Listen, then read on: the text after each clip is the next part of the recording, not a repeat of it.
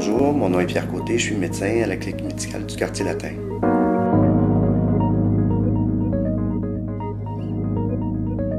Le rôle du médecin dans le suivi d'une personne infectée par le VIH est essentiellement un rôle d'accompagnement à partir du moment où la personne vient d'apprendre qu'elle est infectée par le VIH jusqu'au moment où elle est en traitement. C'est un rôle de support, un rôle d'évaluation de l'état de santé physique, de santé mentale, de l'état de santé global en fait. Moi, je le vois en tout cas beaucoup avec l'importance de la complicité, du lien de confiance qu'on peut établir avec les patients. Et en tout cas pour moi, c'est quelque chose qui est extrêmement important, cette espèce de complicité. Quand on effectue l'évaluation biologique d'une personne infectée par le VIH, une des choses les plus importantes que l'on mesure, c'est le décompte des lymphocytes CD4. Le lymphocyte CD4, c'est la cellule cible du VIH lorsqu'il pénètre dans l'organisme. Son rôle à ce lymphocyte CD4-là est d'orchestrer un peu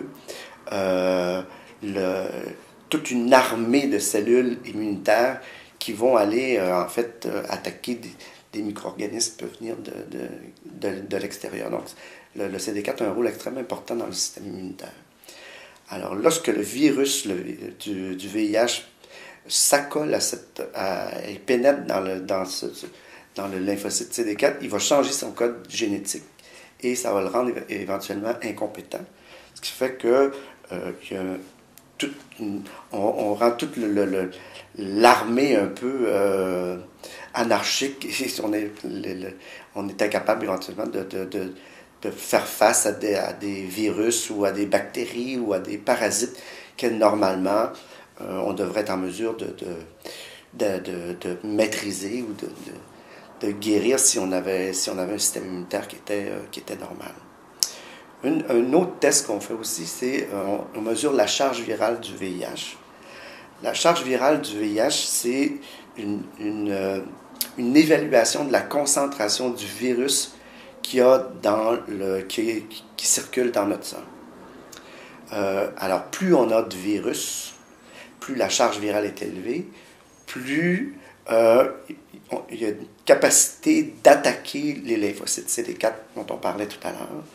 Donc, plus rapidement le système immunitaire va diminuer parce qu'il va avoir plus d'ennemis, si on veut. Alors, plus la charge virale est élevée, plus on peut progresser vite dans la maladie d'infection par le VIH.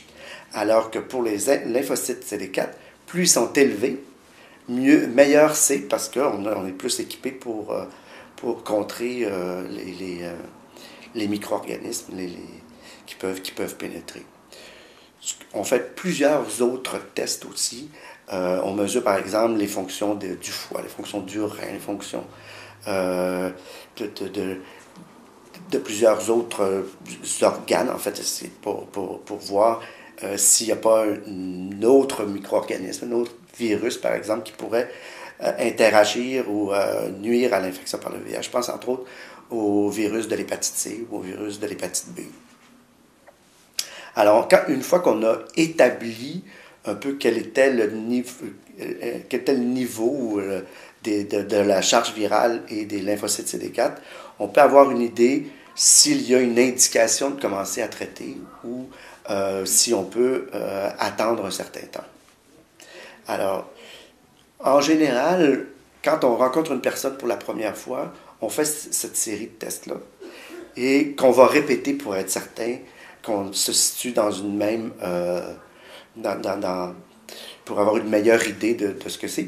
Parce que tous les tests que l'on effectue peuvent avoir une certaine variabilité. On ne peut pas se fier uniquement sur une donnée.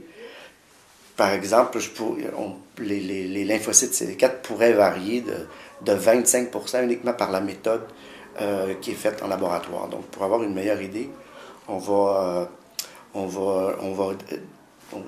répéter ces tests-là. En général, on conseille aux gens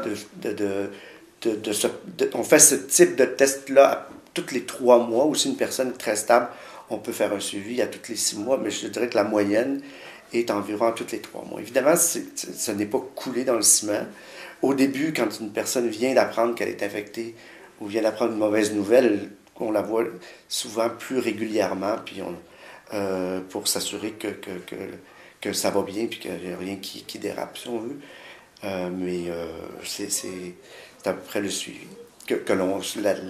Les intervalles pour lesquels on va faire les consultations. Maintenant, quand est la meilleure période pour initier un traitement? C'est une grande question. Je